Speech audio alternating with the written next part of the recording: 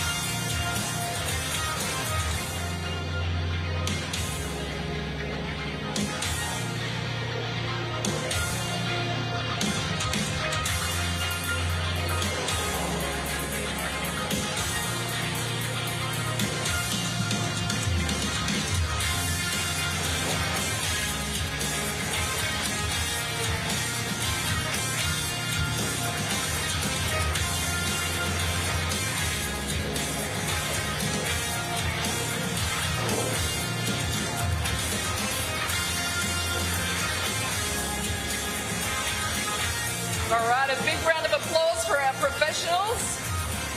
They made it look easy. Now for the not-so-professionals who are very, very nervous. Mick and Braith are out on the dock. Vossi, how's the nerve levels out there? Yvonne, look, we're dealing with elite athletes here. I mean, these two fellas, Michael Ennis-Braith and Astor, champions of rugby league, 562 first-grade games between them, Origin, test matches in Braith's case, grand final winners, as if they'd been nervous. That's it, Michael. Terrified. Absolutely terrified. Yeah, launching in. We take over the season. Braith. You know when something's a really good idea when they ask you and then the time comes and you're like, I'm an idiot? Well, that's me right now. That's... Yeah, no, in all seriousness, the guys have had a warm-up this morning. Now, if you're having a bet on the event, please gamble responsibly. The betting suggests that Braith and Astor would be the favourite to get a little more height than the bloke beside me. Braith, is that true? Maybe, yes. It was a bit of... I got up pretty easily, and then it was okay after that. But what do you reckon, Mickey? Who's got the height advantage? Yeah, he started well. Look, I was surprised. I've spent many European summers over there practising and had plenty of time on the jetpacks. But, yeah, just a good player out of form this morning. So the aim today is survival? Oh, mate, anything out of sea level would be beautiful, Andrew. Michael Ennis backflipping, Braith and Astor. I understand Corey Parker had an opportunity. Declined, yeah. The great Queenslander decided that he couldn't do it. Tough guys in our commentary team on Fox League. Just a quick word, boys, as you get suited up. Yep. So many exciting elements about the kick-off here on Fox League to the 2023 season. Wayne Bennett's back, 73 years of age, new club, the Dolphins. Fascinating, intriguing. You want to see that first game. It can't come quick enough against the Roosters. Yeah, great story, and we've been much anticipated, really. We've been waiting or talking about it now for the last couple of years, especially last year. But Wayne's a genius, and he'll need to be to get the Dolphins up this year. I don't know. I'm not sure what the expectation is or how they're going to go, but all the same, it's very exciting. I'm still trying to work out my top 8. I've got, I think, 14 teams in my top 8 right at the moment, so I've got a bit of work to do between now and start a season to make a prediction. Dolphins, to achieve or to be in top 8 contention, what do they have to do really well with that whole new squad? I think they need some luck, to be honest, with their senior players. That's going to be the challenge for them while they're trying to build their roster and build a club. That depth will challenge them if they look at their trial form. Yeah, if they lose a couple of those key senior players, particularly in the forward pack, it might be tough for them. But yeah, I'm with Braith. I think Wayne will surprise a few. And I'll jetpacker too. Yeah, Wayne loved a jetpack. Yeah, very good with the extended neck to be able to get himself out of the water. What about these blokes? As I say, Yvonne, they've been there, they've done that, and today they go next level, jetpacking out there. 1 week out from us launching our season, we're putting them to the ultimate test. Very brave, Yvonne. Say a prayer. Thank you very much. There's a 100% chance they're going to end up in the drink. You'll be all pleased to know Kenty's already been winding them up deluxe this morning, just mentioning a few bull sharks, throwing a bit of burley in the water, very unlike PK to come out of the blocks nice and strongly for the season. Let's hear from our first panel. Please welcome Paul Kent, Matty Johns and Cooper Cronk.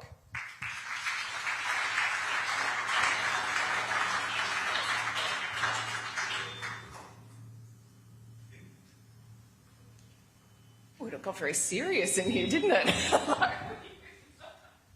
Gents, welcome. Oh my goodness. Okay, let's just start right at the top. Penrith, you know, they're not allowed to mention three-peat, just like the Roosters weren't not so very long ago.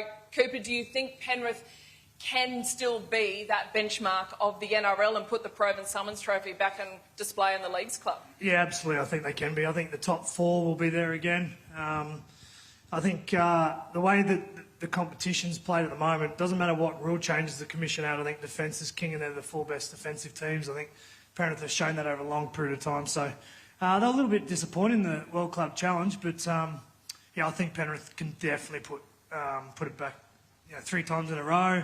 I think Melbourne Storm, the Roosters, the Cowboys are a great club. I think what Todd Payton's done there in terms of resetting that whole base and the expectation of what it means to be a Cowboy is a really good thing. Parramatta as well. So, yeah, I think there's the 5 best defensive teams in our competition. We'll be fighting it out again.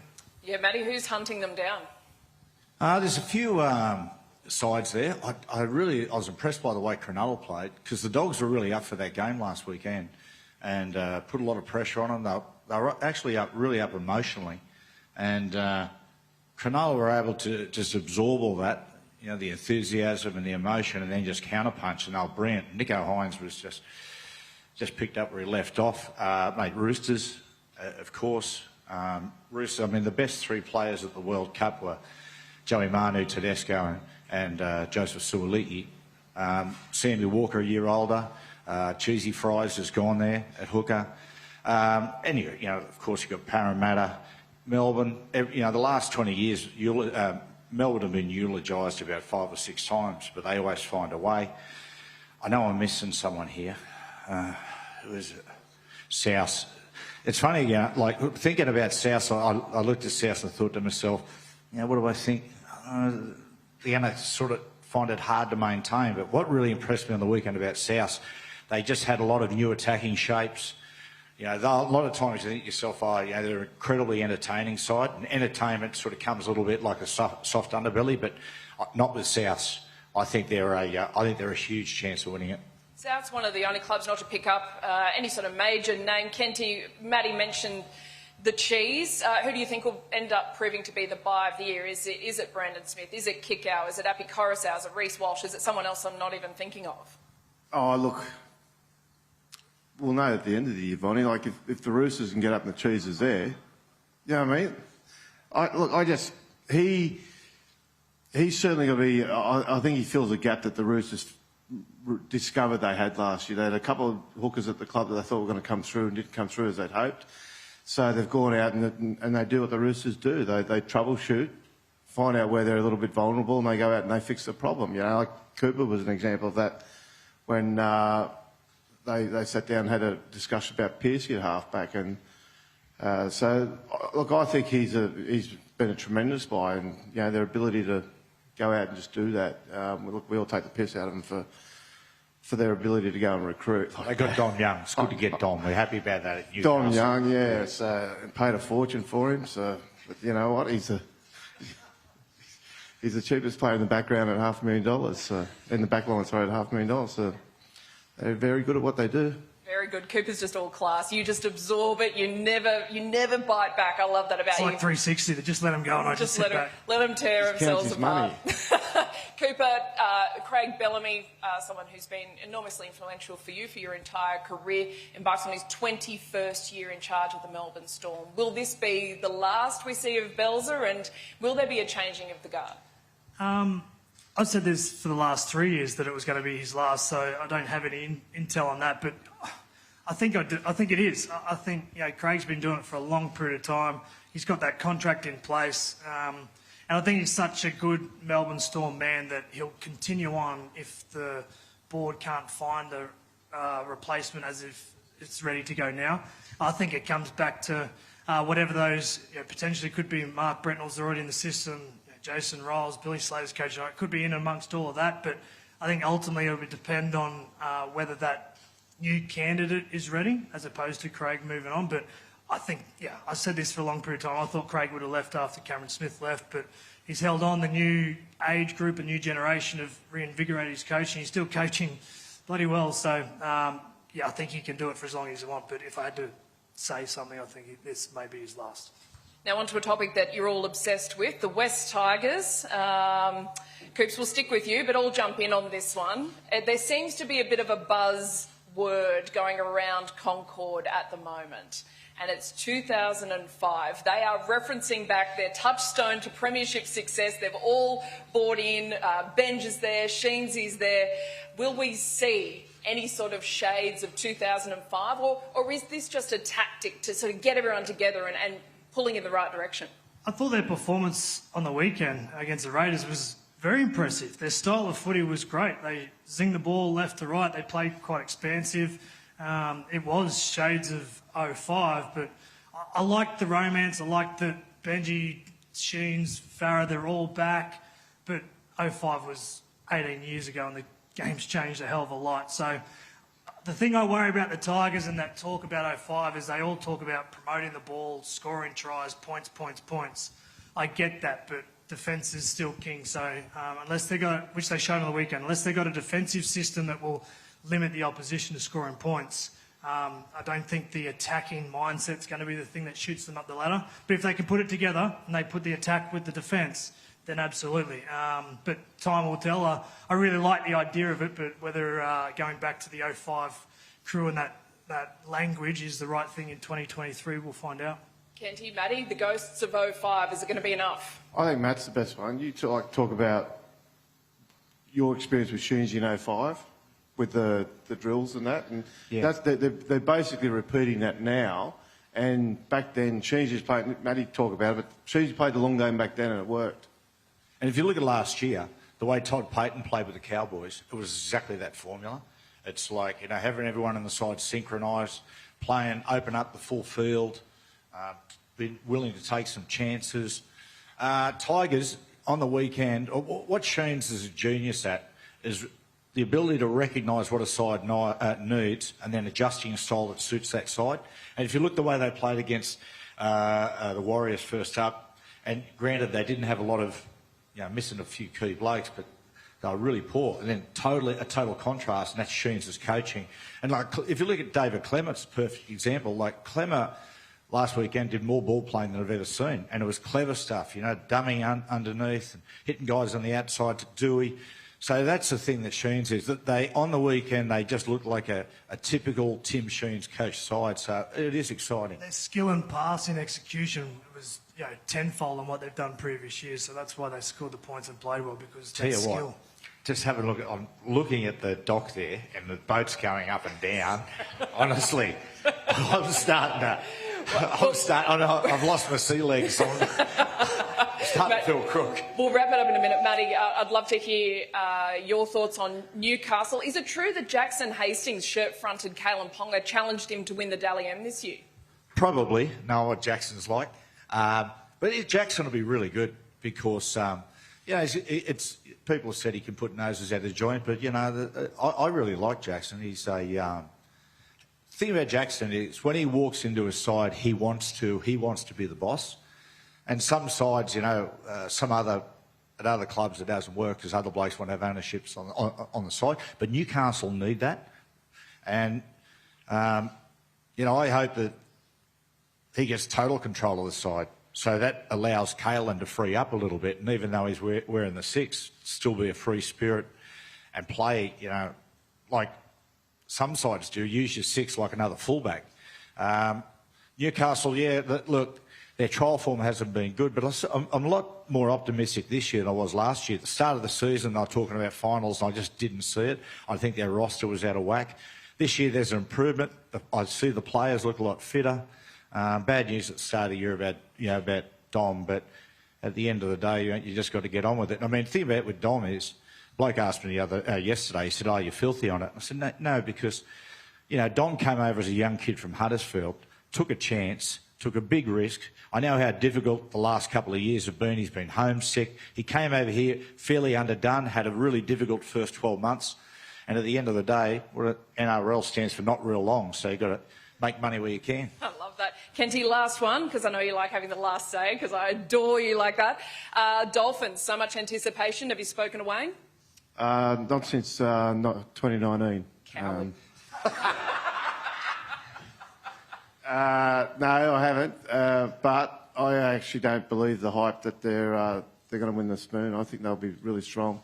I don't think they'll make the finals, but I think they'll be sort of within shouting distance of it. The thing about what Wayne's going to do there, we all know how he coaches. He's gone and picked the Bromwich brothers, Kafusi, so he's just got tough guys out of a good system, know how to win, know how to put standards in place. And that's where the Dolphins will be. So, and Bennett's whole mantra for the entire season will be, let's be tough to beat. Yeah, he won't be asking for wins, but he'll want them to compete for every minute. And in the NRL, if you can do that consistently enough, you'll jag a win here and there that you probably shouldn't, because we do see teams have those off weekends. And I just think the Dolphins, they're going to have a few teething problems, no doubt, but they're still going to be in the fight, and they're tough enough that they can be around for a while. And I think that they'll sort of finish 11, 12. I think they'll go all right. It's a funny one, because every time we get this part of the season, you look at every team, and nearly every team's improved, or they've troubleshooted their roster, so you see improvement in their roster. But after 4 rounds, you start to go, hang on, there's a few problems here. And it's always the same teams there. But Bennett's just got this style that he'll bring to the Dolphins, which is about building something that he did with the Broncos for the first 20 years of their existence, which was let's just be a side that's got to be in the fight every week. And and they're not going to get it right every time, but they'll be. If that's your key, if that's your aim going out each week, it's pretty tough when you've got those old war horses like the Bromwiches and Kaufusi and a little bit of resilience in the team. Well, it's so great hearing your thoughts before a ball is even kicked in the premiership season. Gents, thank you so much. We will hear so much more from you as the season unfolds on Fox League.